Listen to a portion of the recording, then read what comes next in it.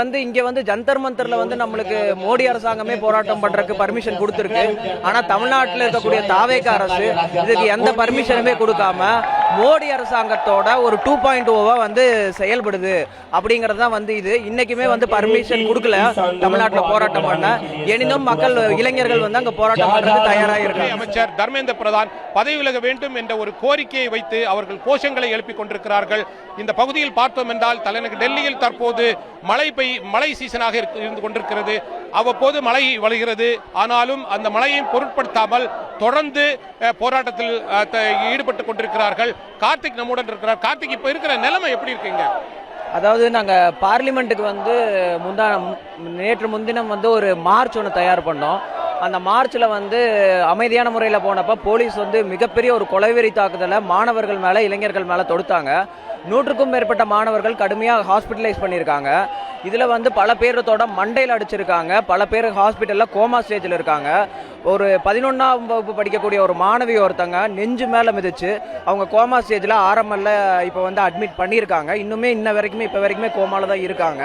So இந்த கொலைவெறி தாக்குதலை மீறி போலீஸ் வந்து இங்கே வந்து ஜந்தர் மந்தரில் இருந்த ஸ்டேஜ் எல்லாத்தையுமே கிழிச்செறிஞ்சிட்டாங்க. அவங்களோட கணக்கு என்ன அப்படின்னா, இந்த மாதிரி வந்து நடக்கும்போது இந்த மாதிரி வந்து ஜந்தர் மந்தரில் ஸ்டேஜை ரிமூவ் பண்ணிட்டா, இங்கே இருக்க பையகளை இங்கே இருக்க மாணவர்களை தடியடி நடத்தி ரிமூவ் பண்ணிட்டா கூட்டம் கலைஞ்சிருன்னு திங்கக்கிழமை கணக்கு போட்டாங்க.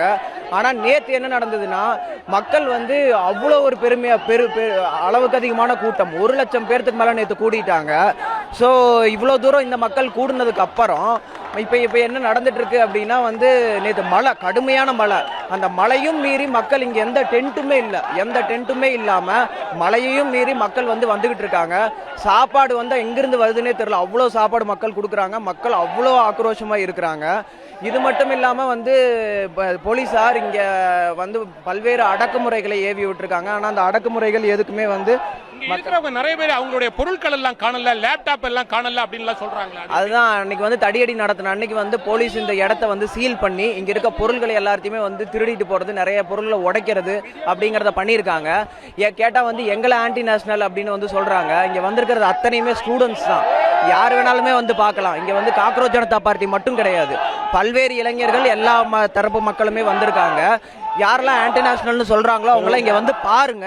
பார்த்துட்டு இவங்க ஆன்டி நேஷனலா இல்லையாங்கிறத முடிவு பண்ணுங்க. இங்க இருக்கவங்க யாரும் ஆன்டி நேஷனல் கிடையாது. எங்களை வந்து அட்டாக் பண்ண, கொலைவெறி தாக்குதல் நடத்தின போலீஸ் தான் வந்து ஆன்டி நேஷனலா நாங்க பாக்குறோம். அதுதான் வந்து எங்களோட நிலைப்பாடா இருக்குது. அபிஷேக் தீப் இந்த காங்கிரஸ் காக்ரோச் ஜனதா கட்சியினுடைய நிறுவனர் வந்து ஒரு அறிவிப்பை வெளியிட்டிருக்கிறார். தொடர்ந்து எங்களது போராட்டம் நடைபெறும் என்று தெரிவித்திருக்கிறார். இது எதை காட்டுகிறது? மத்திய அரசிடம் இருந்து பேச்சுவார்த்தைக்கு ஏதாவது அழைப்பு விடுத்தாங்களா? இல்ல, இப்ப வரைக்குமே மத்திய அரசு கிட்ட இருந்து பேச்சுவார்த்தைக்கு எந்த அழைப்புமே வரல. ஸோ அவங்க என்ன சொல்கிறாங்கன்னா, நாங்கள் வந்து இங்கே நடக்கிறது எல்லாத்தையுமே வந்து கேஸ் லைட் பண்ணிக்கிட்டு தான் இருக்காங்க. மோரோவர் வந்து போராட்டம் நாளுக்கு நாள் பெருசாகுது. கடந்த 15 நாளாக நான் இங்கே இருக்கேன். 15 நாளாக பார்க்கும்போது நேற்று கூட்டம் ரொம்ப எனர்ஜி ஜாஸ்தியான கூட்டம்.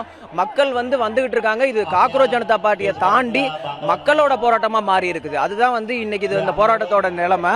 ஸோ இப்போ பார்த்தீங்கன்னா தமிழ்நாட்டில் நேற்று வந்து போராட்டத்துக்கு இங்கே இருக்க போராடுற இளைஞர்களுக்கு ஆதரவாக தர்மேந்திர பிரதான் ராஜினாமா பண்ணணும்னு சொல்லி சென்னையில் போராட்டம் நடந்தது. 150க்கும் மேற்பட்ட மாணவர்களை தாவேக அரசு அரெஸ்ட் பண்ணி உள்ள வச்சிருக்கிறாங்க. ஸோ இது வந்து இங்க வந்து ஜந்தர் மந்தர்ல வந்து நம்மளுக்கு மோடி அரசாங்கமே போராட்டம் பண்றதுக்கு பர்மிஷன் கொடுத்திருக்கு.